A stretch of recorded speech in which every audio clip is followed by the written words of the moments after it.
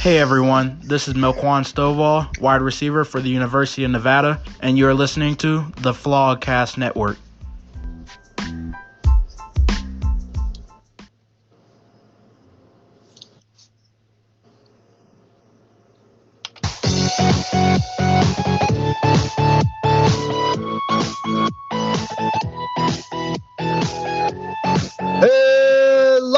Hello. Welcome back. Yes, to the FLOGcast Network. Jay Ruff in the house today. Glorious Friday morning. Getting a little bit chillier outside, but heck, that's fall weather. That's football weather. It's getting beautiful and awesome. It feels more of a fall feel outside, or more of a football feel, if you will, for these kind of days. But today, I am joined by Mr. Skinley McKinley, three-time champion. How's it going, Skin? It's going well, Ruff. I'm happy to be here. Back-to-back days seeing you. It's kind of weird. Back-to-back. Look at that. Yeah. Look at that. Looks like you ate a couple donuts this morning compared to yesterday. Getting a little bit. I actually did have donuts. Oh, shocker. Of course you did. Hey, all someone brought right. them in. I'm not going to turn down free donuts. Absolutely. Of course you won't. So I can eat donuts. Oh, gosh. Skin, let it go. Speaking of letting go, we let go Q Blount. He is not with us today. Yeah, we dropped the problem. Good riddance. We did. Okay, but, heck, in his defense, at least he remembered, some, numbers that I set out compared to you. Well, heck, we should have cut you. Well, right? But we got some special injuries today to go over, so we had to bring you on. Yeah, I actually. Q doesn't really do good with injuries. He doesn't do anything for this podcast at all. So yeah, he sure doesn't. Heck, screw him. But today is an important day. We got a game to go over, and like I said, we got an injury report. Lots of injuries to go through today. Skin, last night, shocking, was an interesting and fun game to watch. The quarterback, Skin, kind of surprised me. I know we kind of talked about yesterday, kind of making fun of the situation. Jacoby Brissett and, Mitchell Trubisky is not two guys that I will, throw $100 bills to go watch. But it was fun. It was a good game, close throughout. Again, the score doesn't really show, but they scored that last touchdown at the end. Heck, if you had the Browns defense, I bet you were a little bit excited about seeing that touchdown there. But Skin, any surprises here that this game was actually fun to watch? Yeah, just that. I was surprised that I had a good time watching this game, to be quite honest. Honestly, I thought Mitch Trubisky played pretty well. I thought Jacoby Brissett played very efficiently. I don't think he made any super splash plays, but, he got it out to their best wide receiver quite a few times. And, man, Nick Chubb, this kind of hurts me to say, but I'm going to say it. Nick Chubb is the best running back in the NFL. He is. I think he is. He's better than Jonathan Taylor. He's better than Derrick Henry. And I don't know about Jonathan Taylor. I would call it a 1A, 1B, with Chubb being 1A, Jonathan Taylor being 1B. So far this year, yes. Well, but so we're going to and we'll just go ahead and start with Cleveland because they won. Yeah. But yeah, you could tell, Skin, what their game, both of these guys had game plans were, and that was, the run the ball, give the ball to Harris and Chubb. Chubb ran the ball 23 times, 113 yards. That's 2 games out of 3 that he's had over 100 yards. And he did get a touchdown in there. But like you said, Brissett, he looked like he was in rhythm. He was in his flow. Again, he threw the ball a lot towards his best players, and that's that's what you're supposed to do. It really is. Amari Cooper caught the ball 7 times, but also targeted 11, and he over 100 yards. But what I did like, kind of like a little star on this Cleveland Browns team, David Njoku. He looked good. Last 2 weeks, no splashes were there, but heck, he was highly targeted. Only 1 target less than Amari Cooper, their best receiver, Skin. Yeah. Were you shocked at all about this? Yeah, this one shocked me. I think Njoku kind of had that sleeper category in the tight end position because they got rid of Austin Hooper in the offseason, going to my Titans. Not doing much so far, but anyway, Njoku has always been an athletic freak of nature, and it's just about getting him the ball. So props to Kevin Stefanski. His game plan was pretty much on point. They did what they wanted to yesterday, and Njoku looked very athletic, and I think they need to keep him involved with that offense for them to keep busting out some wins. So I agree, and I'm sure that his percentage in multiple leagues will go up when it comes to roster, because he definitely looked good, and he looked heavily involved in that offense.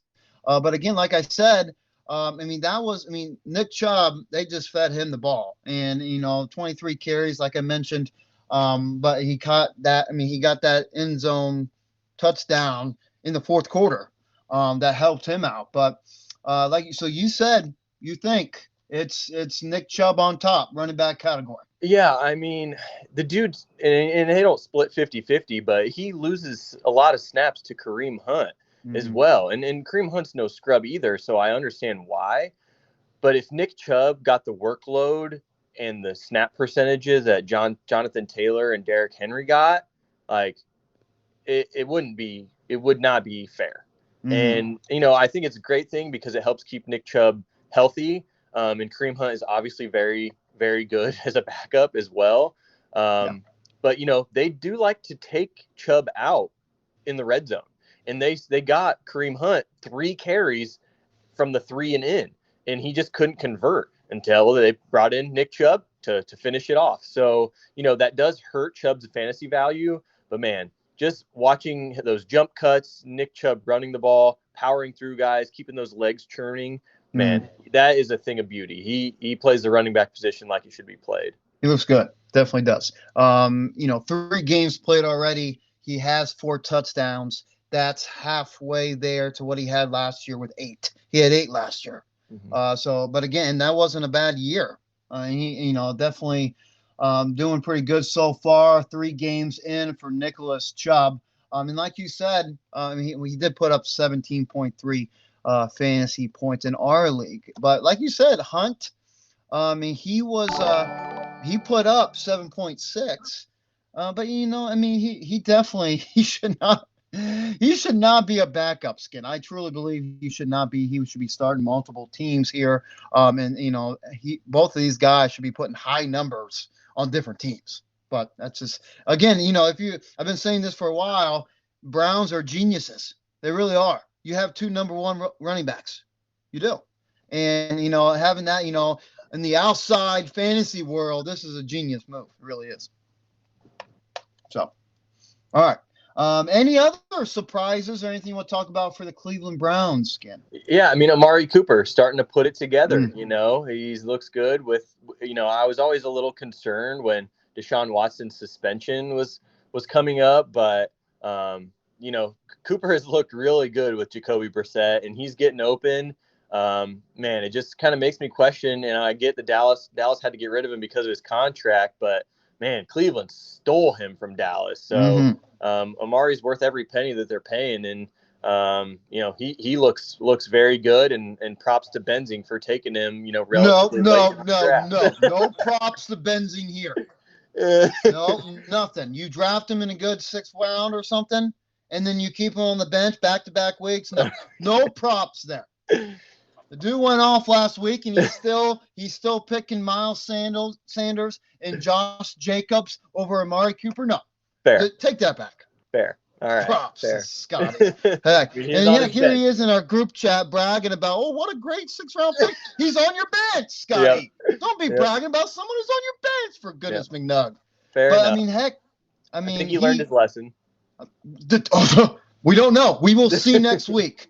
Knowing Scotty, no, I will not be surprised. I'm getting my tomato. I'm throwing it at the Scotty bus because that was a bad move. It was. And I kind of said that last time. Like, why is he not starting Cooper over Josh Jacobs and Miles Sanders? Makes no sense to me. Yep. No, you called it. I'm the genius, Skip. I'm a genius. Stop trading your picks away, and I'd actually say that. Yeah, heck. The Pittsburgh Steelers, like we mentioned, Trubisky didn't look bad. No touchdowns, but no interceptions there. 20 for 32 in the air, 207 yards. But, Najee Harris, 15 carries, 56 yards, 1 touchdown. I do believe he gave Scotty in half PPR league only 11.6 fantasy points. Any concerns here? Now, heck, right now, Harris is 21, ranked running back. He hasn't had that big old splash of a year. That was his best game of the year so far. 11.6. The week before he had 11.4. The week before that 9.6. So again, no big splashes here. That touchdown was Harris's first touchdown. Now that we're in year 2 here. Any concerns here for this guy in Pittsburgh? Yeah, there are some concerns, that's for sure. Mainly because of the team around him and that offensive line. But it looks like we just got a message that Keegan just followed on Twitch. So thanks for that. Hey, Keegan. Hey, buddy. So let's talk crap about him then. Huh? Yeah, that's always fun, isn't it? Yeah, you're used to that. That's for sure. Oh yeah. But, yeah. Benzing has to be a little discouraged in terms of his production. Najee Harris last year was getting a little bit more of a workload and definitely getting some more receptions with Big Ben back there. And Trubisky isn't as much of a dump off, check down type of guy, especially with the team around him. So, in the long term, no, I don't think Benzing should be concerned. But, that as a keeper, he wants more production out of Harris than what he's getting, plain and simple. So outside of that, though, in the long term, Najee Harris is a great player. There's nothing to be concerned about. But the Steelers need to shore up that offensive line a little bit more for Benzing to probably feel a little more comfortable. I am going to say this. Now, of course, there possibly no concerns here for Harris owners because, heck, I own some Harris in some other leagues as well. But I can't tell you this, Skin, because you picked him up. I believe he's still on your roster. Jaylen Warren. I know, heck, he only carried the ball 4 times. But in those 4 carries, heck, man, they look good. He's explosive, speedy little running back. He's a rookie and from Oklahoma State, undrafted. And he looked pretty good. He did fumble at once, but it was recovered by Johnson, I believe.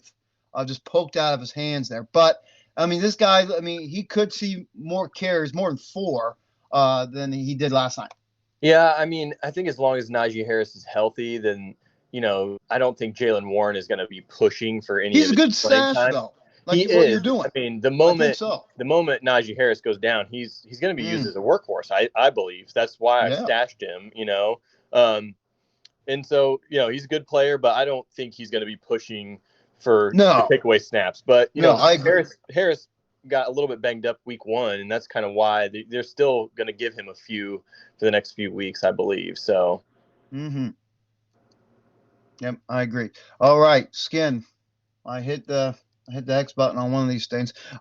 Next player. Heck, let's talk about their wide receivers. Anybody standing out here for these guys?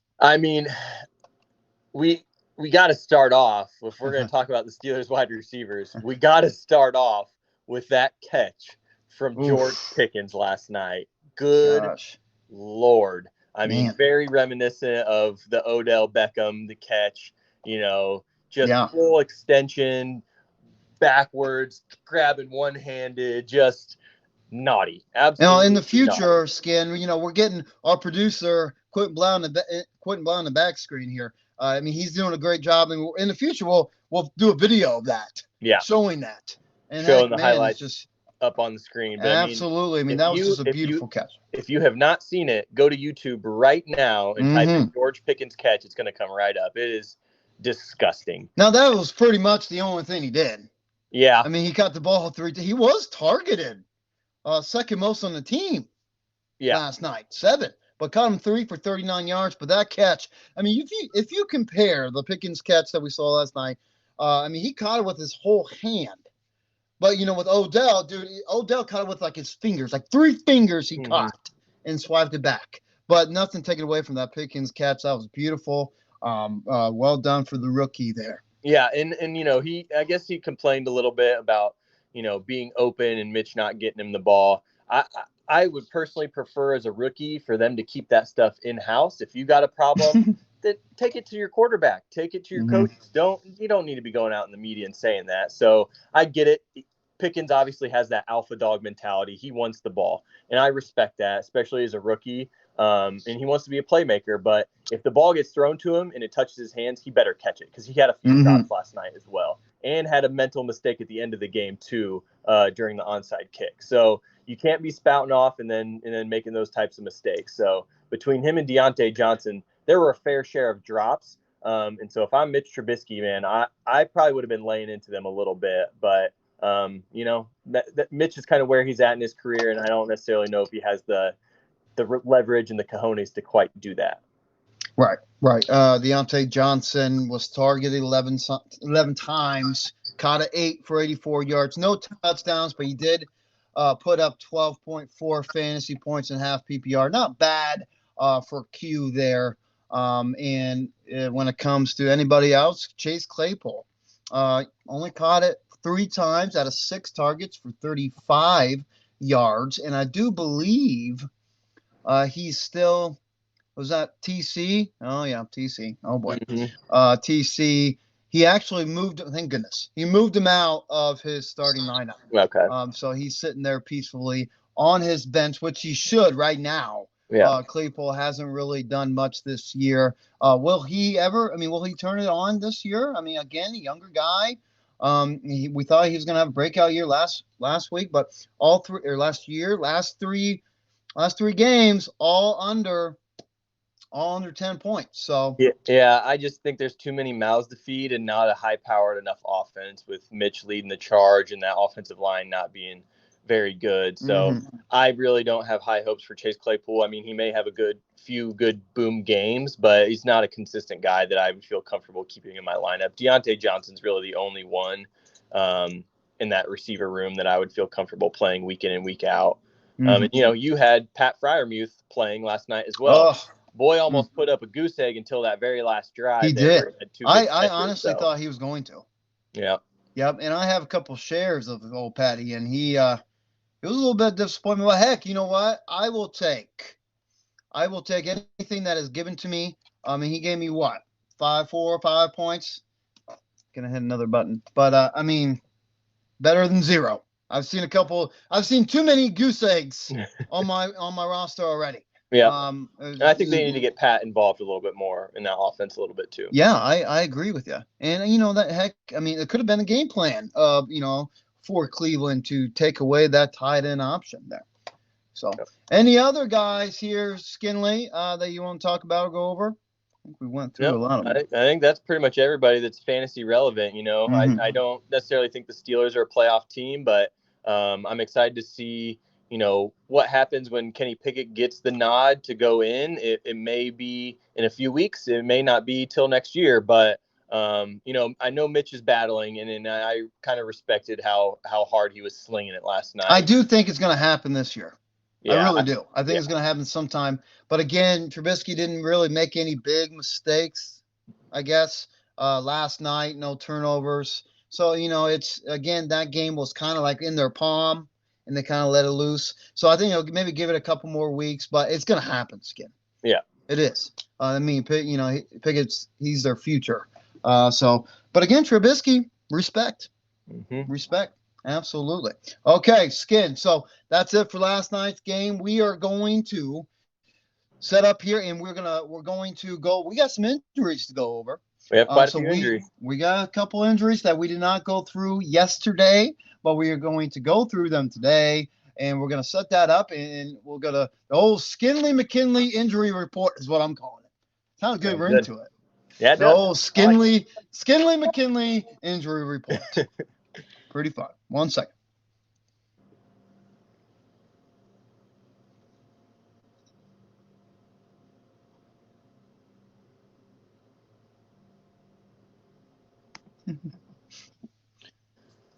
All right, so let's go start through the first matchup here. We'll just start off with us. We're on the podcast. I mean, come on. Why not start off with us, huh? Let's do it. All right. So let's start off with my lineup first here. I've got a few guys with a questionable mark. Luckily, nobody that's in my lineup at the moment, but J.K. Dobbins. As we all know, anybody what is it? Owns J.K. Dobbins has probably been keeping up with this, but he is coming off a significant knee injury. just came out recently that he said not only did he tear his ACL, but he tore his LCL, which is on the outside of the knee, the meniscus, which is a little padding inside the knee, and his hamstring, all in that injury. So, that is a significant blow. And so, he is really pushing hard to play, but I think the team is definitely holding out for his long-term health. And I think that's the smart thing to do. If you're a J.K. Dobbins owner, you're going to have to be patient. I personally don't think he's going to be back this week. And if he does, he's going to be on a snap count, and he should be on a snap count for his first couple weeks. So even if he's healthy and ready to go, do not put him in your lineups. You're going to have to wait a little bit. So I hope everything's well. I know he wants to get on the field, and hopefully it happens soon. But so yeah, Skin, I have a few shares of old Dobbins. So if he plays Sunday, don't start him. Do not start him. Do not start him. And I mean, it's one of those things. He could get a touchdown, but I just don't think his workload is going to be anywhere near full. If you have absolutely nobody, okay, but he could get 10 touches. It's just one of those things. You really don't know what they're going to do, and they have Lamar to run the ball as well. So I would hold off. Right? It'll be lightly used if anything. Correct. Yeah, definitely on a snap count. So, second guy, two other guys I have on my IR spots. Michael Gallup, again returning from an ACL tear that happened January 2nd. Sounds like he's close. Sounds like he has a chance to play this week. But again, Dallas has already said he will be on a snap count when he returns. So again, if you have Michael Gallup, keep him on your bench. Even if he's healthy and ready to go this week, keep him on your bench. So he's still going to be ramping up to play, and especially coming off an ACL tear, it usually takes a few weeks to get your footing under you and those full velocity type cuts. So hold off on Michael Gallup. Don't put him in your lineups yet. Here's the thing, though. Are people going to go absolutely nuts to even grab this guy? Because here's the thing. I mean, as we all know, Dak is gone. So, I mean, he really, and I think you said this yesterday, Skin. He really got the Noah Brown guy involved because of, Cooper Rush and Noah Brown, in the practice, they had that chemistry. Yeah. So, Michael Gallup gets in there. I mean, is he going to be even a flex option? I don't think so. I mean, you would think CeeDee Lamb would turn it up just one notch or two. Yeah, you would think, but I mean, when Gallup was healthy, he was clear-cut number 2 wide receiver on this team. And I'll go over pre-injury. Right, pre-injury. And I'll go over Dak's injury report here, but he's not going to be out for very long. He's going to be back here soon. So Dak and Michael Gallup had some good rapport, so I'm not expecting Cooper Rush to be in there for much longer, to be honest. Okay. So we'll hit on that a little bit later here. All right. The last guy I have is Rondell Moore. Very injury-prone guy, just kind of sitting on my bench and waiting to see what he does. With Arizona, you just don't know. Because Hopkins was suspended, I felt like it was a good pickup to maybe stash and see how they use him. But it does not sound like he's going to play this week. Sorry. Yeah. He's not going to play this week. No. Sounds like he's not playing. Can't get over that hamstring injury, and especially a guy whose game is built on speed. That hamstring is going to need to be fully healed before he gets back. So I think he's out another week. Here's my door to Bash Keegan Scott. Just there you opened go. up. Now you said hamstring injury. Of course, those don't sound enjoyable. But was that for a younger wide receiver who, of course, Hopkins is out for a few games? Should he have dropped Mr. Moore, his guy from Purdue? Even this hamstring injury, did he see the hamstring injury and just like pee down his pants and cry? He got scared. I had some Moores and I did not drop him. And you did the smart thing. You picked him up for $0 and you put him on your IR spot. Yeah. All right. Is that hamstring too scary, or is that? Well, in Keegan, so the only reason I'd say Keegan kind of had to do it is because week 1, his team kind of got obliterated. He had Elijah Mitchell, Dak both go out, where his IR spots were full. So that's the only reason I'm giving him out.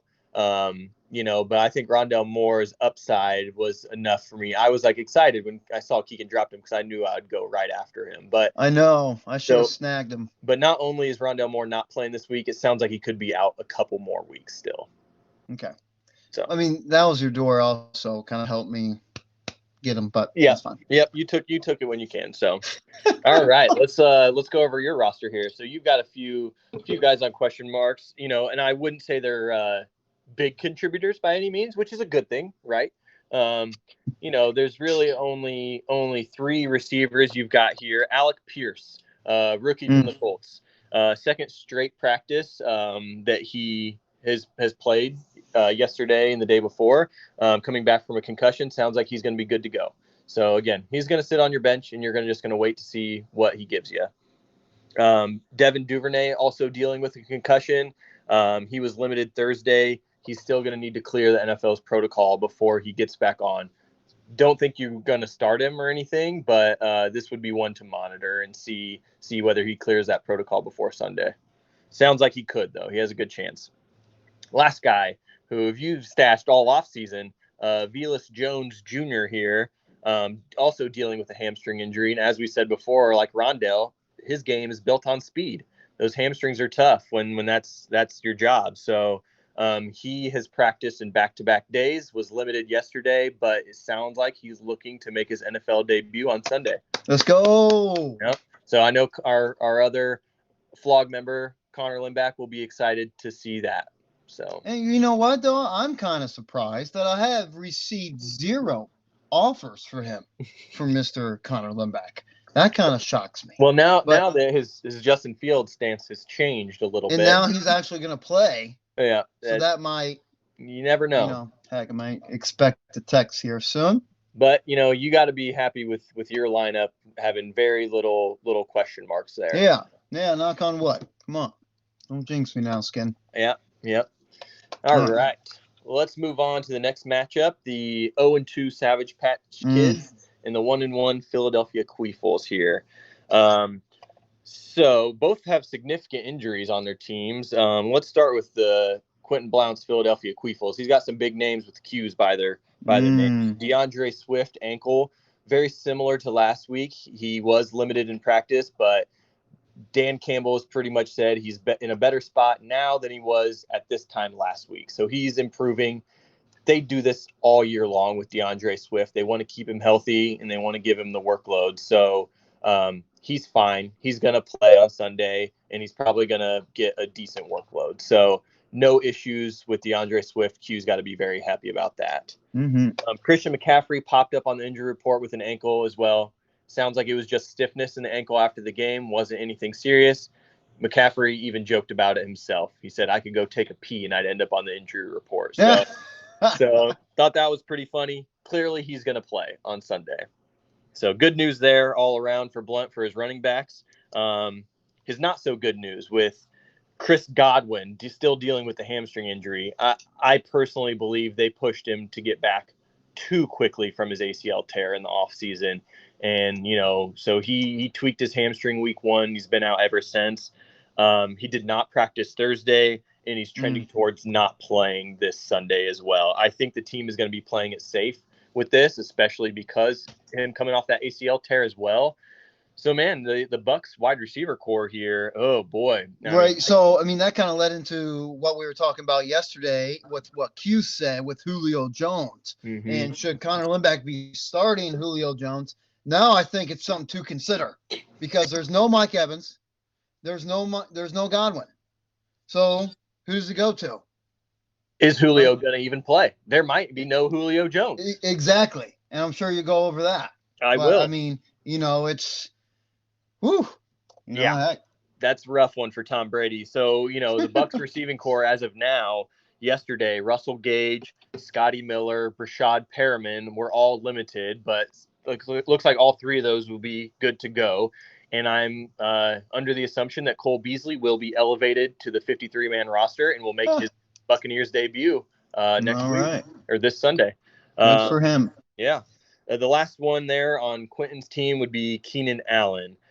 He was also limited Thursday. This was his back-to-back practices where he was limited. sounds like he's going to be a game time decision at this point. Also dealing with a hamstring injury. This is one that if you're Quentin, you got to monitor up until game time.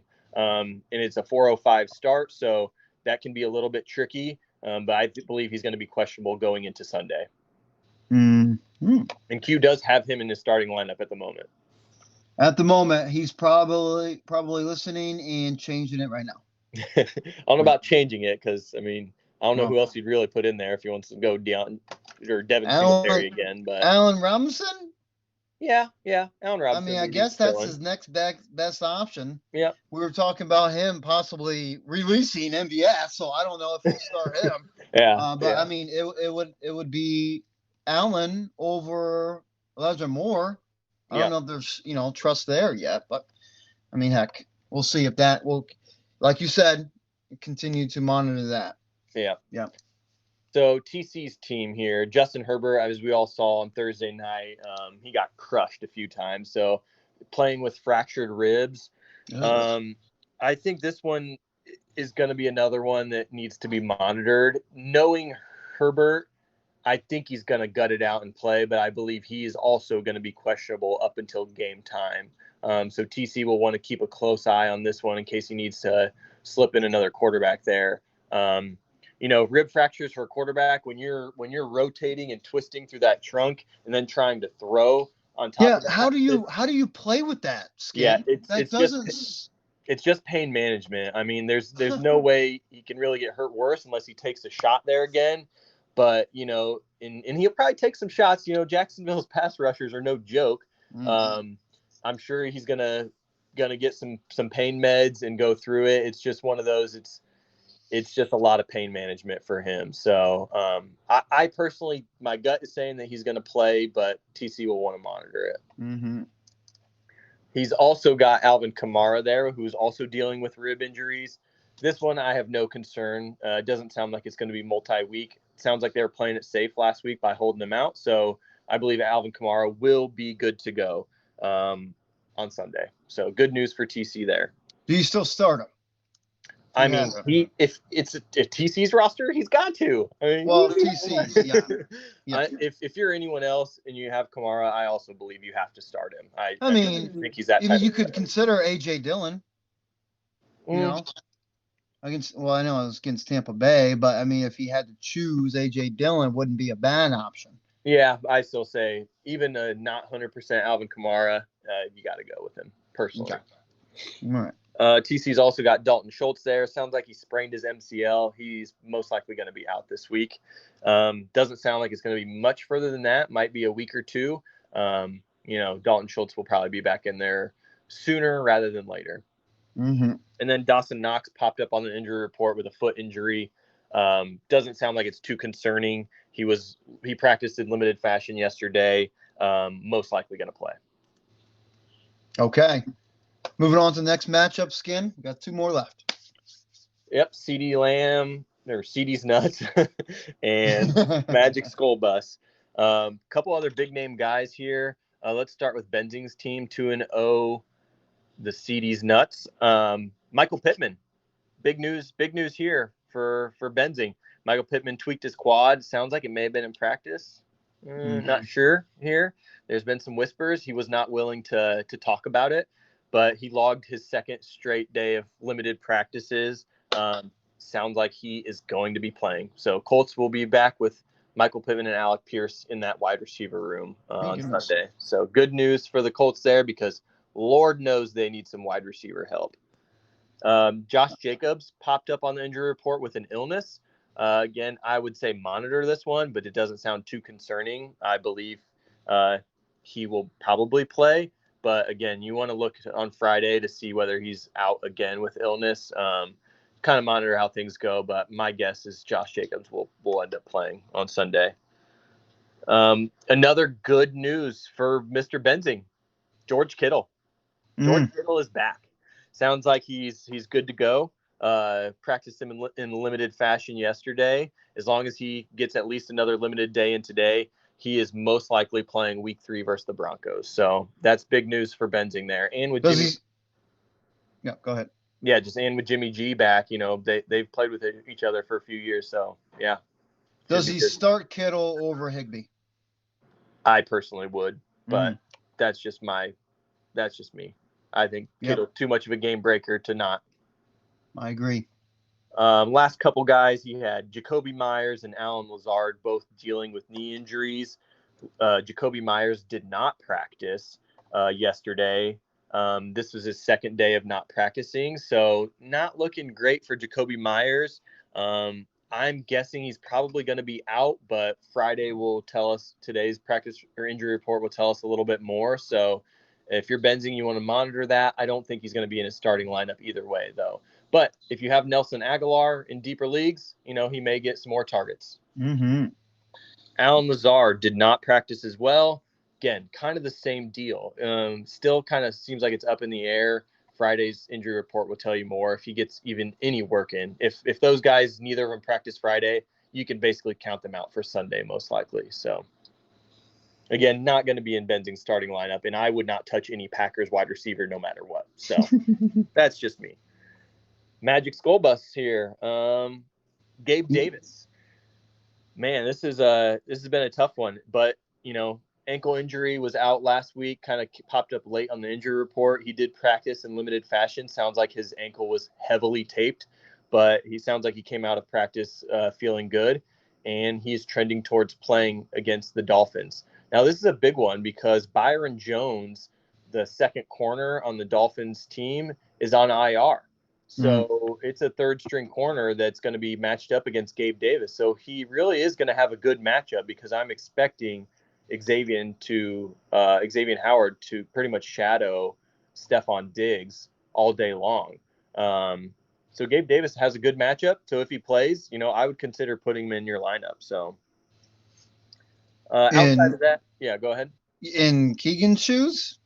In Keegan's shoes, maybe not. Just because his lineup is pretty well stacked up there. Yeah. But yeah, in other fantasy leagues, if you need Gabe Davis to go, you may be able to get him in. So TJ Hawkinson was limited with a hip injury. Sounds like he should play. Dak Prescott, here's the one, broke his right thumb. Sounds like he practiced yesterday, did not throw a football, and it's all going to be about that grip, whether he can grip that ball and how soon that comes back. But it sounds like he was gripping a weighted ball and tossing that yesterday in practice, but not throwing. They're expecting a week 4 or week 5 return for Dak. So that was a little shorter than what we anticipated. There's a lot of things that can happen in that time, but Dak should be back relatively soon. I guess that's why Jerry Jones didn't put him on IR. So Keegan should be happy about that. Yeah, and keep your eye on him in other leagues. I had another bozo in a league, dropped him. Wow. Snagged him up. Oh, wow. Yep. So keep your eye up if he's still available. Let's run through this last matchup real quick here. We've got Brownie Batter, Mr. Lindback, 1-1, and Terry's Terrorist, 0-2. We touched on Julio Jones. He did not practice yesterday. So he is probably going to be questionable going into Sunday. It's one of those things with Julio. You just never know. I think if you're Connor, you've got to monitor this situation up until game time and see. I would be checking injury report for today to see whether he gets even any sort of limited work in coming from that knee injury. So, if you're Connor, you'd really want Julio out there because they're obviously missing Mike Evans from suspension. And Chris Godwin doesn't sound like he's going to play. So if Julio's there, you might want to toss him in your lineup. Toss him over Renfrow, you think? I mean, again, it's still kind of scary with him not practicing yesterday. And, you know what I'm saying? Julio Jones. Yeah. So it's like, I don't know, even if they say he's going to play, is he, good enough to be your second flex spot over Renfrow? Yeah, I mean, it's close. And again, so this is another one. Renfrow is also dealing with a concussion. He's missed the last 2 practices. So, again, he's going to have to monitor both situations because Renfrow is going to have to clear the NFL's concussion protocol to get back. So I think he's going to have to constantly be monitoring these and see who comes out and is able to play at game time. And, Hunter Renfrow plays at 1, Julio plays at 4:05. So, he's going to have to be on this one up until kick. Well, heck, both guys are out. He'll probably have to throw good old Juju in there. Yep, have to give Juju another run. So or give Mooney. Go back to the moon. Yep.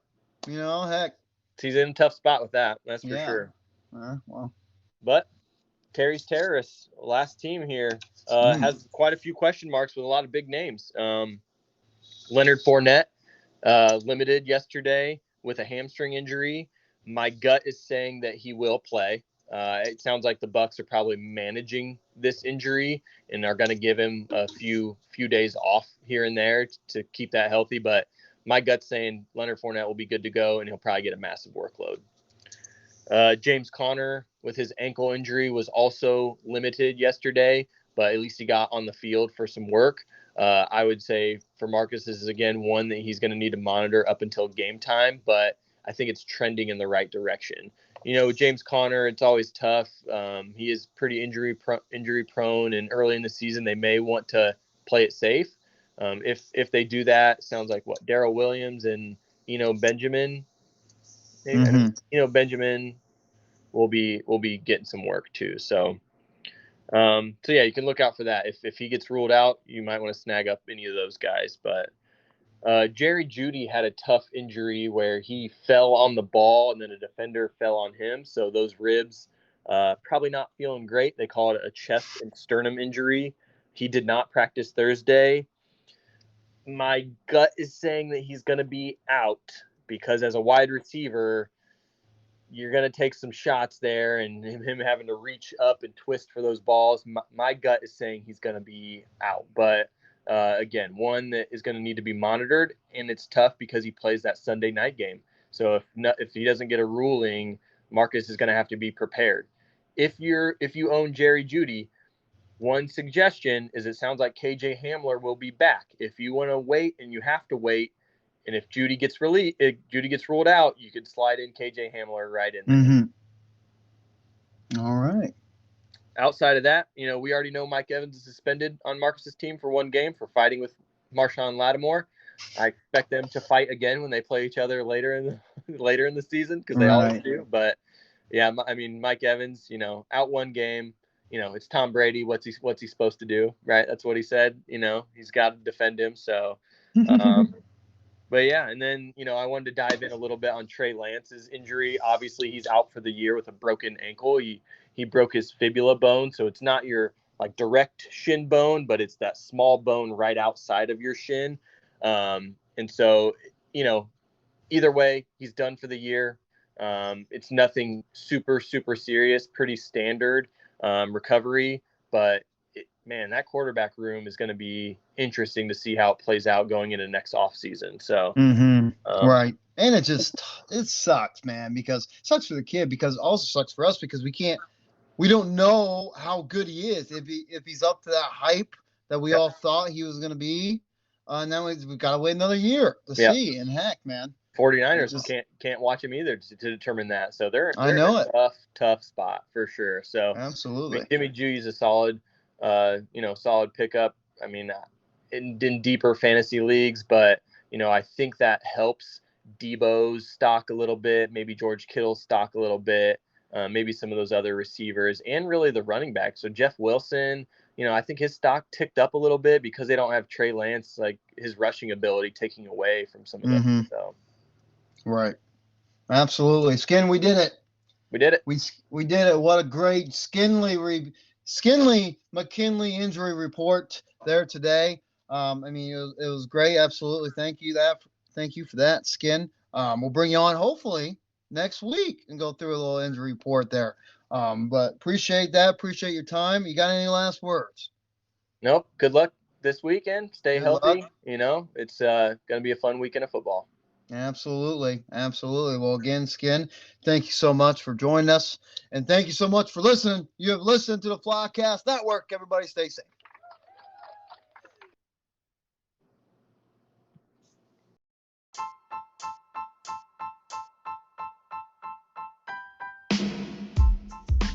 Hey everyone, this is Melquan Stovall, wide receiver for the University of Nevada, and you're listening to the FLOGcast Network.